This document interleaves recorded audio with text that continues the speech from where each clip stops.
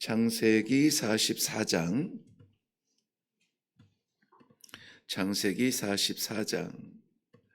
18절 말씀 한 절을 읽고 32절로 건너가서 마지막 34절까지 읽겠습니다.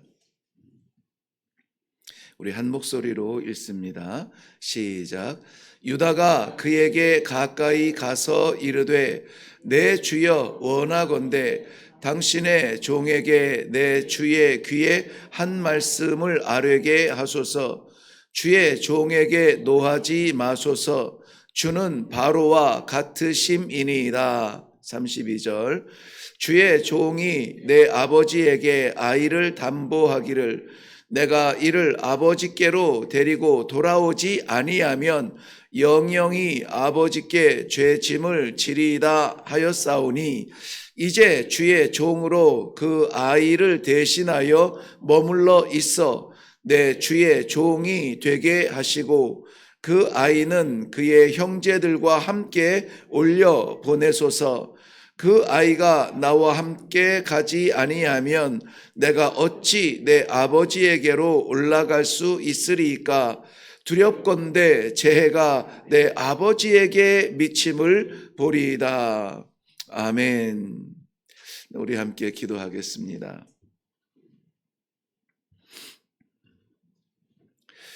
오늘도 허락하신 이 하루 가운데에서 맡기신 귀한 일들, 우리의 체험이 아니고 하나님의 나라와 그 백성을 위한 체험이 되기를 원하며, 오늘도 하나님께서 십자가 앞으로 우리를 인도하여 주시는 것은 우리를 정결케 하신 은혜를 받는 차원을 넘어서 그 십자가의 길을 걸으며 주의 길을 따라가기 원하는 제자가 되기 원함입니다.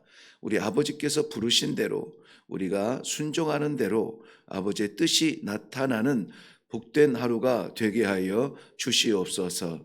감사드립니다. 이루어 주실 줄로 믿사옵고 예수님 이름으로 기도하옵나이다. 아멘. 네, 아직까지는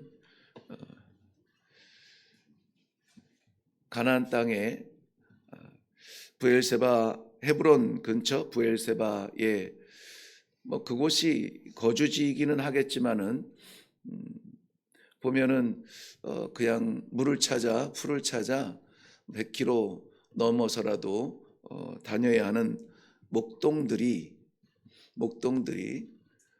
세계를 다스리는 애굽의 총리를 만나서 융숭한 대접을 받고 음식을 구해서 돌아가 가족을 살리는 숙제를 해결을 하는 그러한 참 이 화려한 장면인 것 같습니다. 목동이라고 하는 이 직업은 우리나라에서 그렇게 흔한 직업도 아니겠거니와 성경에서 말하는 이 목동들이 좋은 이미지가 많기 때문에 목동하면은 왠지 고상한 직업 같지만 절대로 고상한 직업이 아님을 우리는 이미 잘 알고 있습니다. 머물고 싶은 집에 머물 수도 없고 날짜를 내가 정하는 것도 아니고 책임 맡은 양들, 염소들, 짐승들을 위해서 존재하는 그러한 직업이 이 목동들입니다. 고상하다 하는 것은 귀족계층이나 또 물려받은 것이 있어서 누리는 사람이거나 그런 사람들이겠죠. 그리고 돈을 상인들이라든지 일을 해서 이렇게 재정을 채울 수 있는 상인들 아니면 군인들이라든지 그보다 못한 사람들은 결국은 손노동자라고 해서 무엇이라도 이렇게 만들든지 움직여서 벌이를 버는 사람들, 그리고 직업이라 칠 수 없는 그저 몸만 있으면은 할 수 있는 그러한 낮은 계층으로 보면 낮은 계층 하층민의 자리를 하는 것이 이 목동들입니다. 그런데 그가 애굽의 총리의 관저에서 그 식탁에 어울리는 그러한 음식을 먹고 숙제를 해결하고 돌아가는 장면입니다. 식량 값으로 가지고 왔던 돈도 역시 받게 되고요. 모두가 기쁨으로 들떠서 가족에게 돌아가게 되는 장면들. 네, 우리 44장을 시작하는 흥분되는 장면입니다. 그런데 총리 요셉이 그의 은잔, 여기서는 뭐 그의 주변의 사람들이라든지 알듯이 이 점치는 데 쓰이는 잔이라 이렇게 이야기했지만 용도는 정확하게 설명하기 어렵습니다만은 어쨌든 총리의 은잔 하나를 베냐민의 보따리에 집어 넣습니다. 형제들이 성을 나가자마자 총리의 집에서 쫓아나온 그러한 사람들이 달려와서 이 일행을 멈추게 합니다. 멈추시오, 멈추시오. 깜짝 놀라서 멈추게 됩니다. 그런데 총리의 점치는 은잔이 사라졌다는 것이죠. 그래서 그들의 짐을 이렇게 수색을 하게 되는데 다름 아닌 베냐민의 짐에서 그 은잔이 덜컥 나오게 되는 것입니다. 아연실색 충격에 빠지게 되죠. 오늘 13절 한번 올라가면 그 장면이 나오는데요.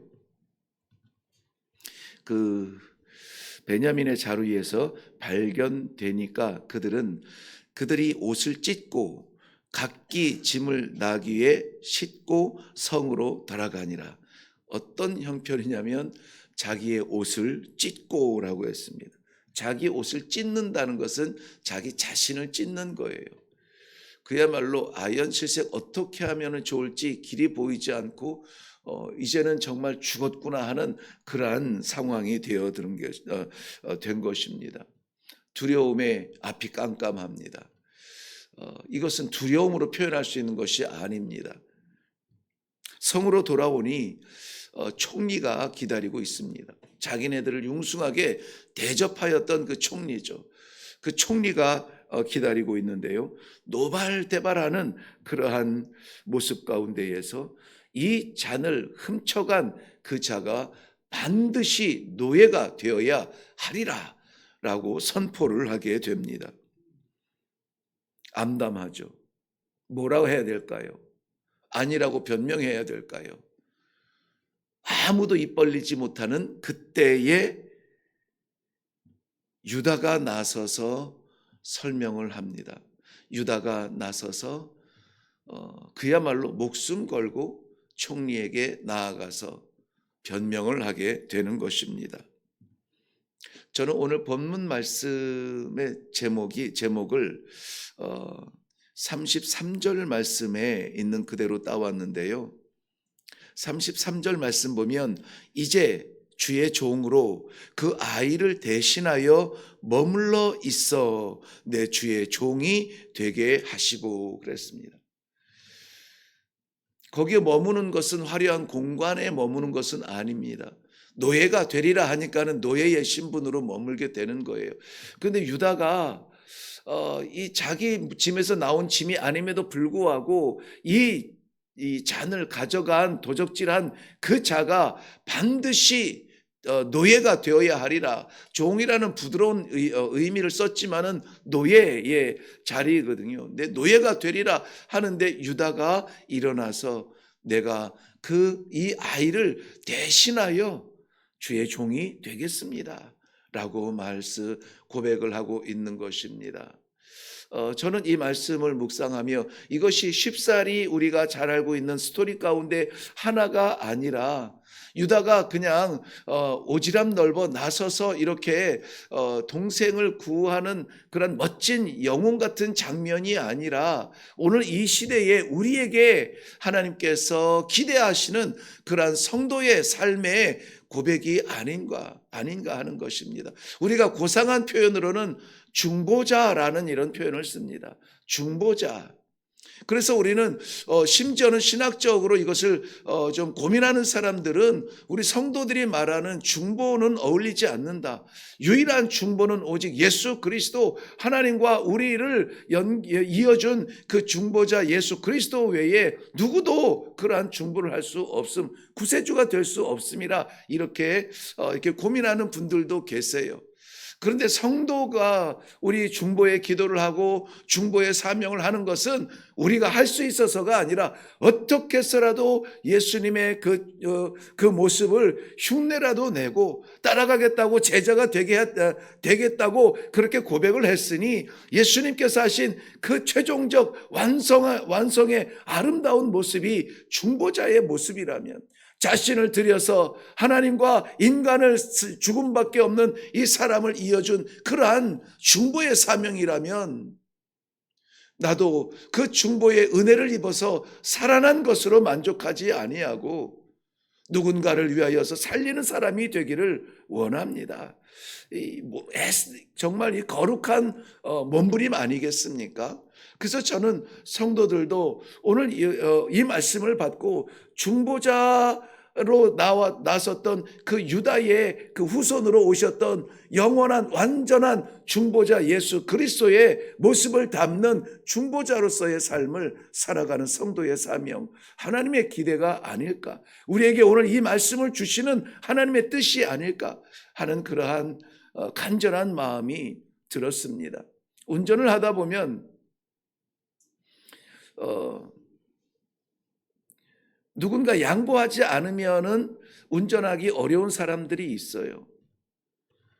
이렇게 막 다들 줄 서 있는데 저 앞에 가서 막 끼어들고 막 이런 사람들이 있잖아요. 그러면은 누군가는 양보해 줘야 틈이 생기고 그리고는 끼어들 수가 있습니다. 뭐 자기 길은 갈 수 있겠죠. 그런데 그런 사람들을 위해서 누군가는 양보해 줘야 된다는 거잖아요. 그래서 때로는 어떤 때는 제 근처에서 그렇게 끼어드는 걸 보면은 내 앞으로 들어오지, 내가 양보할 수 있었는데, 그런 생각이 들어요. 중보자의 역할이 바로 그런 거 아닌가.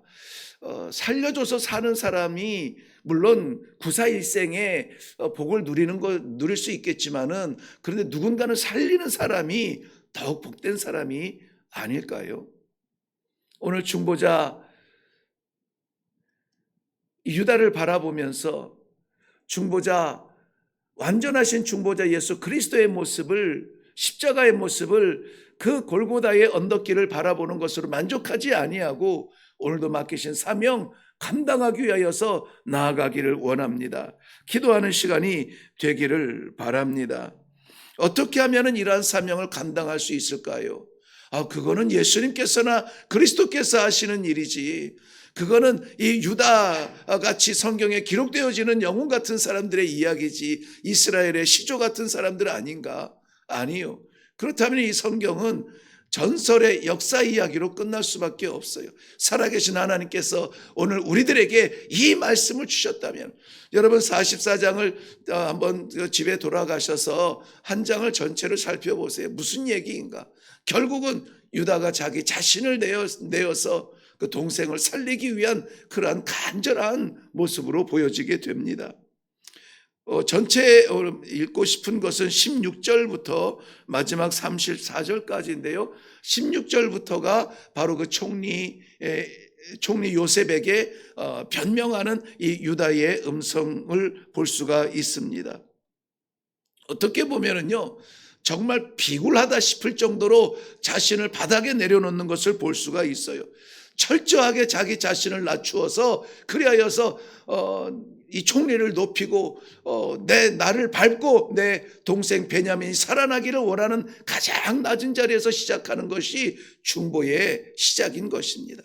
하늘의 왕좌에 앉으신 살아계신 하나님이신 예수 그리스도가 피조물 가운데 가장 낮은 자리, 짐승의 그러한 말구유 속에 누울 수밖에 없었던 그 자리를 바라보면서 우리는 아름다운 성탄절의 카드에나 그림에 올리는 그러한 장면이 아니라 오늘 우리에게 그 자리를 인도하시는 하나님의 놀라우신 독특한 은혜의 시간이 될 수 있기를 바랍니다. 우리 18절 한번 가보실래요? 한 절만 제가 보려고 하는데요. 18절 말씀 오늘 한 절 읽고 32절부터 읽었죠. 18절 말씀 한번 봅니다. 우리 같이 읽을까요? 시작. 유다가 그에게 가까이 가서 이르되 내 주여 원하건대 당신의 종에게 내 주의 귀한 말씀을 아뢰게 하소서. 주의 종에게 노하지 마소서. 주는 바로와 같으심이니이다. 아멘. 물론 신분적 차이가 있고 지금 자신들의 형편이 있지만은 이 한 절 안에 이 총리 요셉을 주라고 고백하는 것이 4번이나 나와요. 한 절에 4번이나 등장을 합니다.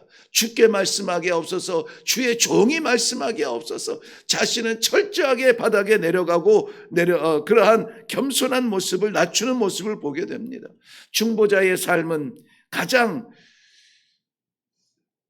하나님께서 기대하시는 성도의 가장 고상한 삶이라고 저는 그렇게 믿습니다.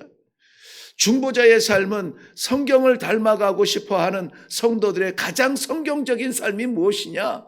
기적을 나타내고 기도의 응답을 받아서 30배, 60배, 100배의 그러한 축복을 받는 간증거리가 있는 그 삶도 귀하지만, 그런데 예수님 닮는 삶, 최종적 십자가의 자리에서 인류를 살리는 그러한 중보자의 그 자리에 올라가는 그러한 삶이 되는 것, 가장 성경적인 삶이 아닌가.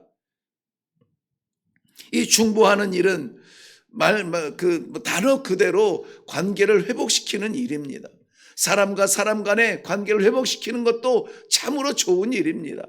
그런데 비교할 수 없는 놀라운 중보의 삶은 어떤 삶일까요? 사람과 하나님을 중보하는 삶입니다.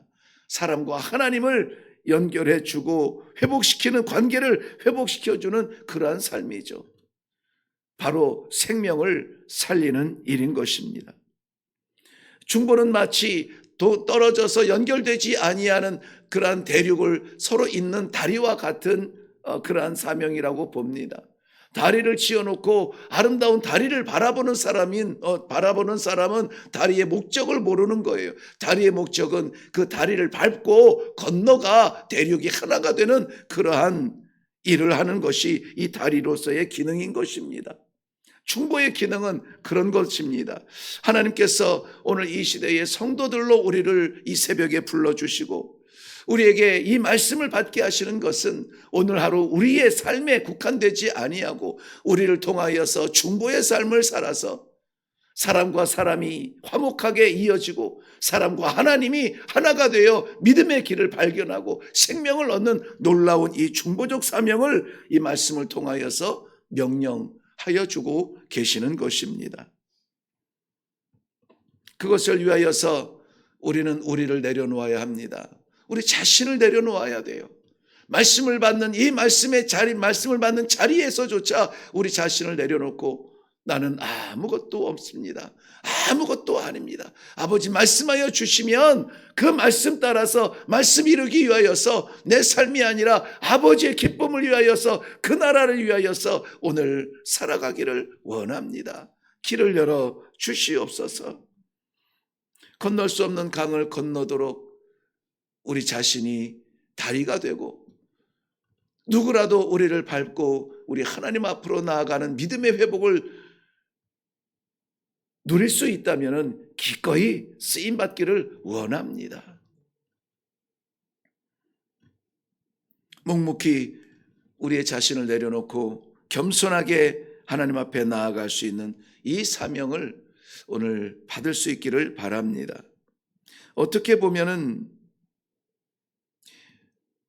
오늘날 저가 주여 주여 주여라고 부르는 총리 요셉도 어제 우리 요즘 계속 살펴보지만 어제 다시 한번 강조했는데 유다의 중보의 어떤 역할로 인하여서 그 생명이 유지가 되어지고 메마른 웅덩이에 떨어져서 우리 손에 피 묻히지 말자는 그러한 가운데에서 어떻게 해서라도 생명을 살려서 보내고 싶어 그 노예를 파는 그러한 사람들, 이스마엘의 후손들에게 이 요셉을 팔자고 제안을 했던 그러한 유다, 그 생명의 그러한 중보자로서 이 요셉이 살게 되고 노예로 끌려가게 되지만은 그러나 하나님의 섭리 가운데에서 보디발의 집에서 오늘까지 이르게 되지 않습니까? 이번에도 저가 남고 싶어 하는 것은 총리 집에서 먹던 음식을 보니까 야, 집에서 먹던 음식이 아니야. 그런 것들이 작용한 것은 아닙니다. 오늘 본문에서 우리가 그대로 그 말씀만, 제목만 기억해도 좋을 것 같아요. 이 아이를 대신하여 내가 종되겠습니다. 내가 손해보겠습니다. 내가 내 삶을 포기하겠습니다. 내 이익과 유익을 내려놓겠습니다. 왜요? 이 아이를 살리기 원하여서. 이 아이만 산다면은 하나님 앞에 정말 잃어버린 영혼을 살리는 심정으로 나를 사용하여 주시옵소서. 아무 상관없는 민족을 위하여서 나를 사용하여 주옵소서. 내 소중한 이 새벽의 기도의 제단에 그 민족을 위하여서 기도하는 선교적 사명을 감당하게 하옵소서. 원수 같은 이웃들이지만은 그러나 저들이 동일한 하나님을 바라보는 생명의 영혼으로 돌아올 수 있도록 전도의 사명을 감당하게 하여 주옵소서. 나를 위하여서 움켜쥐며 나를 위하여서 타고 올라가는 그러한 삶이 아니라 누군가를 위하여서 내 등을 내어줄 수 있는 쓰임받는 그러한 성도가 되게 하여 주시옵소서. 예수님께서 유다의 지파에서 온 것은 우연은 아니리라고 봅니다. 그야말로 중보자의 씨앗에서 중보자의 열매가 나오고 중보자의 생명으로 우리가 오늘 이 자리에 있다면은 우리도 그 길을 걸으면은 얼마나 아름다운 성도의 삶이 될까요? 빌립보서 2장 6절 이후에는 그는 근본 하나님의 본체시나 하나님과 동등됨을 취할 것으로 여기지 아니하고 우리에게도 누릴 자격이 있고 우리에게도 주장할 만한 그런 위치가 있습니다. 그럼에도 불구하고 오히려 자기를 비워 종의 형체를 가지사 사람들과 같이 되셨고 사람의 모양으로 나타나사 자기를 낮추시고 죽기까지 뭐 하셨으니? 복종하셨으니 곧 십자가에 죽으심이라. 십자가에 죽으심이라. 이것이 중보예요. 이것이 유일하고도 확실한 중보입니다. 성도의 중보는 이분을 닮기 원하는 열정입니다. 오늘 우리 안에 끓는 피가 있다면, 우리 안에 바라보는 소망이 있다면 이 그리스도의 십자가를 닮고 싶어하는 우리의 열심이 우리 삶 가운데 나타날 수 있기를 주님의 이름으로 축원합니다. 오늘은 그저 겸손하여 아이를 위하여 나를 종으로 받으소서, 노예로 받으소서. 우리가 쓰임받아서 누군가를 세우고 누군가를 살리고 누군가에게 복음이 전달되어지고 누군가에게 하나님의 말씀이 증거되어지는 그러한 중보자 성도로 살아갈 수 있기를 주님의 이름으로 축원합니다. 기도하겠습니다. 살아계신 아버지, 은혜를 감사합니다.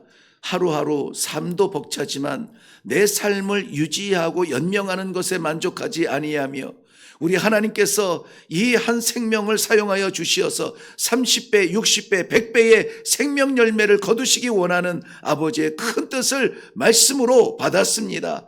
아버지, 주의 백성들 살아가는 오늘 하루의 삶이 누군가의 유익이 되게 하시고 누군가의 생명이 되게 하시고 무엇보다 하나님의 기쁨이 되게 하시고 삶의 존재로 만족하지 아니하며 삶의 사명을 받은 성도로 살아감으로 말미암아 우리 하나님 아버지 앞에 생명 열매 바쳐 드리는 소중한 성도가 되게 하여 주시옵소서. 존재하는 것이 아니라 우리 하나님 아버지 주님께서 쓰시는 귀한 아버지 삶의 복음의 이 도구가 되게 하여 주시기를 원합니다. 상관없는 민족 라오스 선교를 위하여서 드리는 귀한 아버지심 그 마음을 받아 주시옵시고 아버지 하나님 그를 통하여서 이 기도와 이 드림을 통하여서 라오스의 주의 복음이 선포되어지며 버림받았던 존재들이 하나님의 백성이 되어지는 놀라운 열매를 볼 수 있도록 하나님께서 역사하여 주시옵소서. 감사드리며 예수님의 이름으로 기도하옵나이다. 아멘. 오늘 말씀의 제목만 들고라도 우리는 얼마든지 하나님 앞에 기도할 제목이 많을 줄로 믿습니다. 이 아이를 위하여 대신하여 머물러 내가 주의 종이 되게 하여 주옵소서. 자기 자신을 내려놓는 이러한 기도는 쉽지 않아요.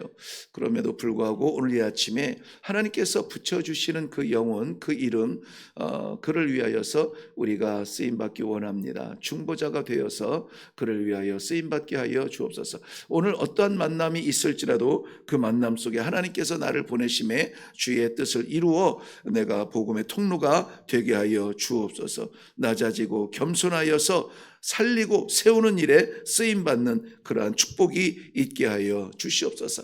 다 같이 기도하시면서 내려가시고, 이제 다음 주 명절 지나면은 명절 지나 첫 주 23일부터 저희가 라오스 선교를 가게 됩니다.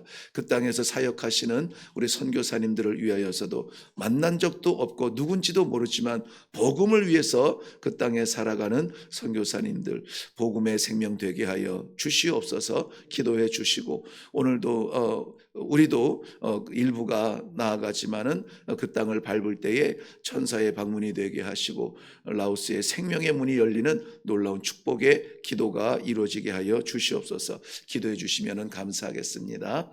네, 우리 다 같이 기도하며 내려가겠습니다. 살아계신